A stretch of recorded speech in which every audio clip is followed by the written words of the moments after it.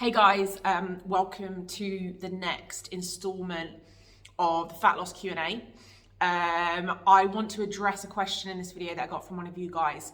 How often do I have to recalculate my calories on my weight loss journey in order to keep losing weight? So obviously in the beginning, I've talked to you guys a lot about finding out what your maintenance calories are and then figuring out a gentle calorie deficit from there of, say, around 200 calories for most people. If you can handle a bigger deficit, then go for it. If you can handle a 500 calorie deficit, then absolutely go for it. You'll lose weight faster, but you may not, and the more weight you have in general, the bigger the deficit you can tolerate, but bearing in mind that that deficit may change. So the short answer is that as you go along your weight loss journey, so as you're losing weight, you don't actually have to recalculate your calories, but what you may have to do is reduce your calorie goal and reduce your calorie intake. So if you've got 10 kilos to lose, as you start losing weight, your metabolism is actually going to decrease, and that's not because of like starvation mode or any of that stuff that's like, you know, that's talked about. It's just simply because you're carrying less weight around, and so you need fewer calories the actual carrying the weight around actually burns more calories, but also you've now got less fat to maintain, so you don't need to be taking in as many calories because you're not maintaining the same amount of mass. So your calories are going to decrease. Now there's just like we talked about with calculating maintenance calories, there are different factors here and they're working in different directions. So because you're carrying less weight, let's say you've lost 5 kilos, you're probably going to need fewer calories to maintain your new weight. And so you're going to need slightly fewer calories to get in to be in a deficit. However, you might also, ideally, if you're working with me, you're also going to be doing strength training. Unless you were particularly muscular before, most of you are going to be hopefully building muscle, and then that will increase your calorie expenditure as well and your metabolism as well. Not as much as people make out. I don't want to be one of these meatheads who's like, you know, yeah, increase your metabolic rate massively with, you know, with strength training. It contributes, but it's nowhere near, it's really overblown. So and it does take a long time to build muscle. So hopefully over a number of months, certainly over years of strength training, you're going to build more muscle, and so your calories going out are going to be increasing as well. But then also, as you're losing weight and as you have less fat, less adipose tissue to get rid of, you're also gonna need a smaller calorie deficit, or it's very likely that you will only be able to tolerate a smaller calorie deficit. I know for myself, say, I've lost weight a couple of times, but let's say in my more recent weight loss journey, and that was postpartum, I had sort of 5 or 6 kilos that I wanted to lose postpartum, which isn't a huge amount.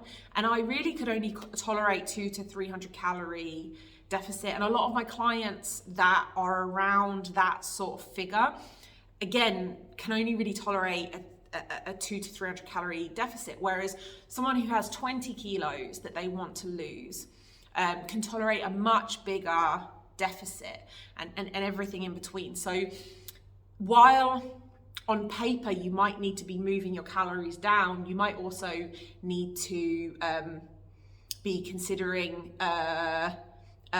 keeping your calories the same or even increasing them because you can't handle that calorie deficit. Also remember that if you're getting fitter at the same time, so if you're improving your fitness hopefully through strength training, which we talked about before, building muscle mass, but also you're building up your tolerance to exercise. You might start with, 5 minutes 3 times a week or twice a week, and then build up from there to, 40 minutes 3 or 4 times a week. Maybe nowhere near as much as that, but if you are increasing the amount of exercise that you're doing because you're able to recover from more exercise, or if you're doing more intense exercise, or if you're lifting heavier weights, so even if your session stays the same, but you're working harder within that session, then the calories going out each week, the calories burnt from exercise are also going to go up. And if you're getting more active and you're doing more NEAT, you're walking around more, your calories are also going to go up. So my point is that this is a moving target, okay? There's a lot of different factors going on. So back to the original kind of statement that I made, you don't need to recalculate your calories as you go, but you may need to adjust. So if you start to plateau on that calorie deficit that you were on before, you may need to decrease your calories. And if you're gradually building up the activity and doing a lot more and finding that you're much, much hungrier at that same amount of that same calorie target, you might need to even increase your calories slightly. And these things don't happen in big jumps, they'll happen really, really incrementally. So you won't ever have to sort of sit down and, recalculate everything. You'll just have to make small adjustments. And that's sometimes the beginning bit is the hardest part, because we're really going for a ballpark figure. When I get you to calculate your maintenance calories and you come up with, 2,200 calories, you're like, okay, I'm going to try 1,800 calories to lose weight. There's a period, or 2,000 calories to lose weight. There's a period of seeing if that works, seeing if you're too hungry, seeing if you're not gonna lose weight on that amount of calories, because we might have got the maintenance calories wrong. And that's a really hard that's a hard tension to kind of live with, because you don't yet know if it's gonna work. And when it starts working, that's when, or if it doesn't work, that's when you can adjust. Does that make sense? So the whole process is a case of monitoring and adjusting. And in the beginning, sometimes we can get it quite wrong and you need to make a big adjustment.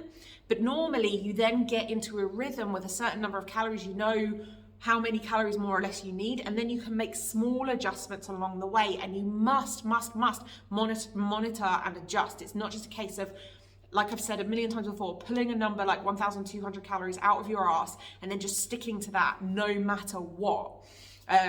It's about finding something finding the right number that works for you in the beginning, which might take a bit of trial and error, and then adjust it, and it might not, and then adjusting that as you go. And again, you might need a few adjustments if you're losing 5 kilos. You might need a lot more adjustments if you're losing 20 kilos.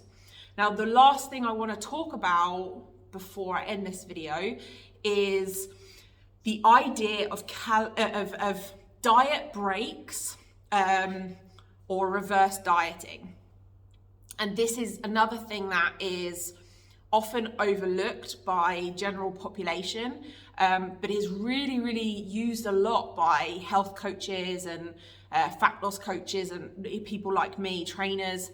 And that's recognizing that at certain points, whether it's for a physical break or for a mental break, actually physically taking a diet break. So not being in a calorie deficit for periods of time and purposely aiming for maintenance calories. So let's say you want to lose 20 kilos, right? And then you lose 5, and that 5 was like, it was great, but it was hard work. You might then hit a bunch of holidays and your mum's birthday and like a load of stuff going on, and it's not a good time for you to continue trying to be in a calorie deficit when you've got a lot of food around you and a lot of events. So what you'll do is you'll purposely then try and be at maintenance calories for a little while. Another reason to do this is if you're very, very stressed, if all of a sudden work blows up and you also have a sick kid and your husband loses his job, whatever it is, like there's a bunch of stuff going on in your life and you're just too stressed, now is not a good time to be in a calorie deficit. And people often think, oh no, now that I've stopped, that's it, I'm going to put all the weight back on and go back to what I was before, and it's all a waste of time. And it does not have to be that way.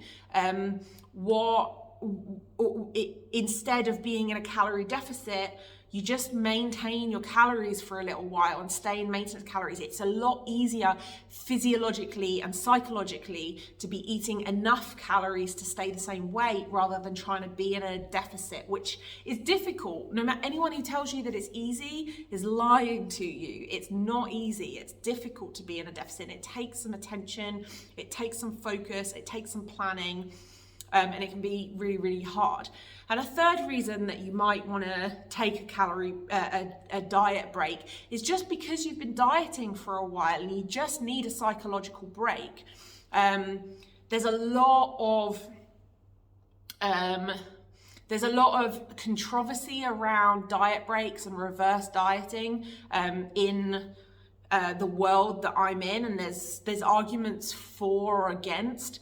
But ultimately, if you're on quite a long weight loss journey, it can be better for you psychologically to purposefully take a week off, a month off, and just try and maintain your weight before you go into the next weight loss phase. And sometimes during that phase of maintenance, there's a number of reasons to do it. One is to have a psychological break. Two is because it can actually increase your metabolism. Being in a calorie deficit for a long period of time can start to decrease your metabolism a little bit, and so it gives your metabolism a little bit of a boost, and then it's easier to lose weight again. Or to pursue fitness goals. So you should, hopefully across the whole journey, you'll be pursuing fitness goals. You'll be trying to get fitter, you'll be trying to get stronger, you'll be trying to build some muscle. But that is also difficult to do it's more difficult to do when you're in a calorie deficit. And taking a break from the calorie deficit means that you have more energy and more substrates to go towards recovering from your workouts.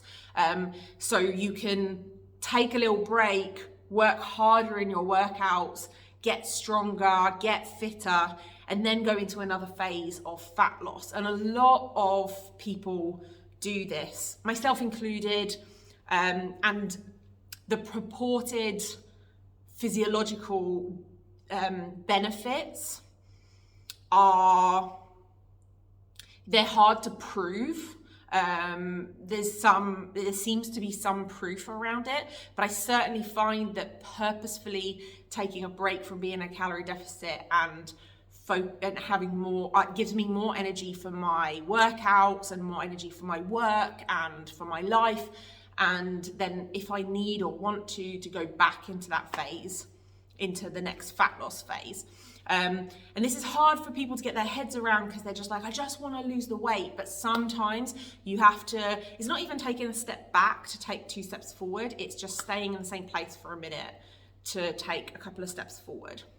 So I hope that answered your question. I think I went into a little bit more depth than that question really, than that person was really asking for initially. But I think it's really important to talk about diet breaks and that people don't talk about it enough. This idea that you can take breaks along the way and that's okay. And it doesn't have to be just now until you get to your goal weight, you're on a diet. And a diet break could be just a day, it could be a week, it could be a month, but it's a very purposeful period of time where you're not trying to be in a deficit. Everyone needs to do it, even if it's just for individual days like holidays and celebrations, but it can be for longer periods of time as well. So let me know if you have any questions about that. about adjusting your calorie intake as you lose weight. And I look forward to seeing you in the next one. I've only got a couple of weeks left until the birth, so hopefully I'll get 2 more of these videos in.